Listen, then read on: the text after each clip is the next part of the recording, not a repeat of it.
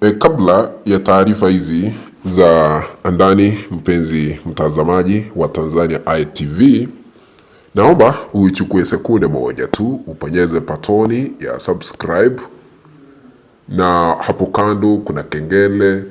Bonyeza kengele ili kuendelea kupata taarifa za siri kubwa ambazo tunapeperusha kila wakati kutoka hapa Mbeya, Tanzania.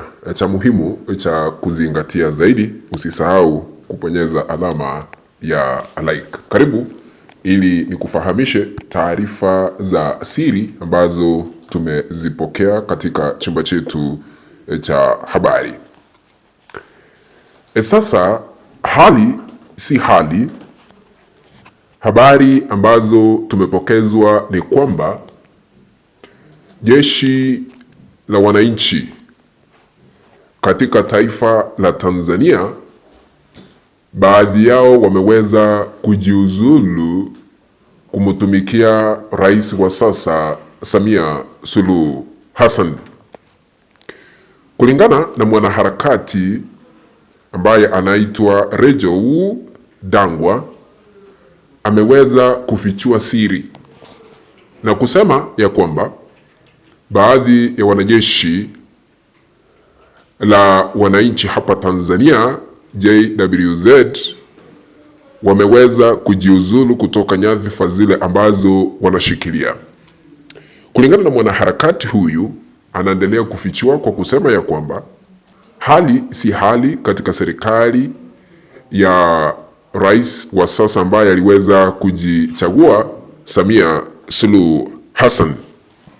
Na kuna uchanganuzi niliweza kufanya, nikawaeleza vile hali ilivyo kati ya uongozi wa Emmanuel Nchimbi ambaye ni makamu wa rais na rais wa sasa katika taifa letu la Tanzania Samia Suluhu Hassan. Kumaanisha imefika wakati hata jeshi lenyewe limechoka. Wengine wameanza kujiondoa mamlakani ni kwa sababu ya kutumika vibaya na serikali iliyopo mamlakani ambayo inaendeshwa na Samia Suluhu Hassan pasipopata usaidizi wowote kutoka kwa Emmanuel Nchimbi. Taarifa zingine za ndani zinasema ya kwamba jeshi la polisi limeanzisha mchakato wa kuwatafuta wale wanajeshi wa wananchi hapa Tanzania ambao waliweza kujiuzulu, kumaanisha wanalenga kuwafanyia madhambi. Kwa nini wanaacha kazi licha ya kufanya kazi kwa muda mrefu katika serikali ya Tanzania? Najua inafika wakati wanajeshi wanaona wanatumika vibaya. Inafika wakati wanaona ikiwa wanatumika kuwateka nyara baadhi ya Watanzania, wakaamua kusalimu amri ili waachie wale ambao wanaweza kuendelea kuifanya hiyo kazi ambayo sio halali kulingana na kiapo ambacho waliweza kuchukua wakati waliingia katika nyadhifa zile ambazo wanashikilia sasa hivi. Sasa tunataarifiwa ya kwamba jeshi la polisi limeanzisha mchakato wa kuwatafuta. Huenda sasa wale ambao wameweza kujiuzulu, kuna uwezekano hawapo katika taifa la Tanzania ama wamejificha mahali na hawataki kuonekana. Kumaanisha hii serikali ya Samia Suluhu Hassan hairidhishi hata wanajeshi ama jeshi la wananchi hapa Tanzania kwa kutumika vibaya kwa muda mrefu. Ikumbukwe ya kwamba katika uchaguzi uliopita wa 29 Oktoba mwaka jana, jeshi la wananchi liliweza kulazimishwa kufanya yale ambayo hawastahili kuyafanya, kupambana na Watanzania waliokuwa wanaandamana. Ikumbukwe ya kwamba kuna baadhi ya wanajeshi walionekana kwa kamera hadharani wanatetea waandamanaji, hawakuwa wanachukua fursa ya kuwapiga ama kuwajeruhi wale ambao walikuwa wanaandamana katika baadhi ya mitaa mbalimbali hapa Tanzania. Hata hapa penye nipo sasa hivi Mbeya, kuna wale ambao tulikuwa tunaandamana hapa, lakini jeshi la wananchi walikuwa wanatutazama tu, hawakuwa wanachukua fursa ya kutukamata ama kutuchukulia hatua yoyote ile, kulingana na vile agizo iliweza kutolewa kutoka kwa Rais Samia Suluhu Hassan. Na Suluhu wakati alikutana na wazee katika eneo lile la Dar es Salaam, yeye mwenyewe aliweza kukiri na kusema ya kwamba walitumia nguvu zaidi. Hakukuwa na nguvu kidogo ambazo zingeweza kutumika, ila tu walitumia nguvu zaidi ili kudhibiti yale ambayo yalionekana, kwa sababu kulikuwa na baadhi ya Watanzania walikuwa wanataka kufanya mapinduzi ama kuipindua serikali yake mamlakani. Ndio maana vyombo vya dola vikatumia nguvu zaidi. Unajua, haya ndio yaliweza kusababisha Tanzania ambayo imekuwa kwa amani ama na amani kwa muda mrefu kuwekwa mahali ambapo mataifa mengine yanatuona kama tumekuwa tukikosea pakubwa, haswa chini ya uongozi wa Samia Suluhu Hassan. Tumeshuhudia hivi majuzi tu bunge la Ulaya likisema ya kwamba misaada haiwezi kutumwa katika taifa la Tanzania, na misaada hiyo ikasimamishwa ghafla. Ndio maana tunapitia changamoto za kiuchumi hapa na pale, kwa sababu walisema ya kwamba hakuna haja ya kufadhili udhalimu ambao unaonekana chini ya uongozi wa Samia Suluhu Hassan. Taifa la Marekani lilikuwa linatoa usaidizi haswa usaidizi wa ARVs ama magonjwa ama dawa zile ambazo zinadhibiti ugonjwa wa ukimwi. Ikasitisha, ikazuia mambo ya kutuma misaada katika taifa letu la Tanzania.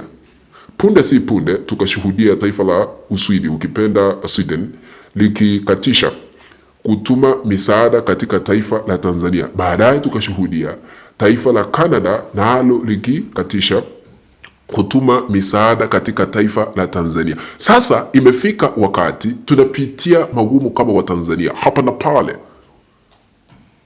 Ndio maana tunataarifiwa na mwanaharakati huyu Rachel Dangwa kwamba baadhi la jeshi la wananchi wameamua kusalimu amri na kwenda zao. Kumaanisha kabla kipindi hiki cha kwanza ambacho rais wetu Samia Suluhu Hassan aliweza kujichagua mwenyewe, kabla ya kukamilika, huenda kuna watumishi wengi wa umma ambao wataacha kazi. Ni kwa sababu wanakabidhiwa maagizo ambayo sio halali, ambayo ni kinyume na sheria ambazo zinaendesha baadhi ya vyombo vya dola ama wale ambao wanastahili kushughulikia mambo ya usalama katika taifa letu la Tanzania. Na ukiona baadhi ya jeshi wameanza kujiuzulu ama kujiondoa serikalini, inamaanisha ya kwamba kabla ya miaka 5 kukamilika tutakuwa tunashuhudia maajabu ambayo hatungeweza kuyashuhudia tungekuwa na rais mwingine kama yule ambaye aliweza kututangulia mbele za haki, John Pombe Magufuli. Yeye mwenyewe alikuwa anasema ya kwamba niliweza kuchaguliwa kuwa rais wa nini? Ni kuchapa kazi. Lakini huyu ambaye aliweza kujichagua na kuingia Ikulu, yale ambayo anayoyatenda tunashangaa. Ndio maana wakati tume ya uchaguzi ilipomtangaza, hakuna yeyote ambaye anaelewa ni kivipi waliweza kuwafikia kwamba aliweza kujizolea asilimia 98 ya kura zile ambazo aliweza kupata katika uchaguzi uliopita. Kisha baadaye tukashuhudia Samia Suluhu Hassan akiapishwa chini ya ulinzi mkali wa kijeshi katika uwanja wa kijeshi. Mwananchi wa kawaida hakuruhusiwa kuenda maybe kuhudhuria uapisho wa Samia Suluhu Hassan. Kumaanisha hali si hali, na hata yeye mwenyewe hata akiwa Ikulu akikalia kiti cha enzi anaelewa hakuweza kuchaguliwa. Ndio maana akawazuia Tundu Lissu ambaye ni kiongozi ama mwenyekiti wa kitaifa haswa katika chama cha Chadema, akamzuia asiwanie kiti cha urais kwa sababu angewania huenda angeshinda kiti hicho cha urais. Kisha baadaye akamzuia Mpina wa ACT Wazalendo, naye hakuwa kwa debe wakati uchaguzi uliweza kufanyika katika taifa letu la Tanzania. Yani yeye ndiye alikuwa kiongozi maarufu peke yake, aliweza kuenda kung'ang'ania kiti ambacho alikuwa tayari amekichukua, kwa sababu mitandao iliweza kuzimwa, maandamano yakatanda siku ya uchaguzi, lakini baadaye tunashuhudia tume ya uchaguzi ikimtangaza. Hata tunashangaa ni kivipi, kwa sababu Tanzania yetu ni kubwa na mamilioni ya Watanzania ni wengi ambao wanastahili kushiriki kwa kura. Ni kivipi ikiwa kura ziliweza kupiwa, ni kivipi ziliweza kutumwa kwa kituo kile ambacho kinajumulisha kura katika maeneo mbalimbali humu nchini, kwa sababu mitandao ilikuwa imezimwa. Sasa haya yote ndiyo yanaorodhesha maovu na yale ambayo yaliweza kushuhudiwa katika taifa letu la Tanzania. Ndio maana tukasema ya kwamba huyu kiongozi aliweza kujichagua yeye mwenyewe. Kwa hivyo habari ni zile ambazo ni za ndani, kwamba baadhi ya jeshi la wananchi wameweza kusalimu amri ya kujiuzulu kutoka nyadhifa zile ambazo wanashikilia sasa hivi. Kufikia hapo, mpenzi mtazamaji wa Tanzania Eye TV, ndipo na ihitimisha taarifa kwa sasa. Tunaendelea kufuatilia taarifa zingine, tutarejea hapo baadaye. Lakini ikiwa hauja subscribe, chukua sekunde moja tu ya mwisho ili ukaweze kubonyeza patoni ya subscribe ambayo ipo hapo chini, kisha baadaye washe kengele ili kuendelea kupata taarifa kemkem za ndani za siri kubwa ambazo uweze kuzipata katika vyombo vingine vya habari. Tunazileta kabla ya wao kuzifikia. Na tukutane katika kanda ambayo nitaitengeneza niilete hapo baadaye. Kwaheri kwa sasa.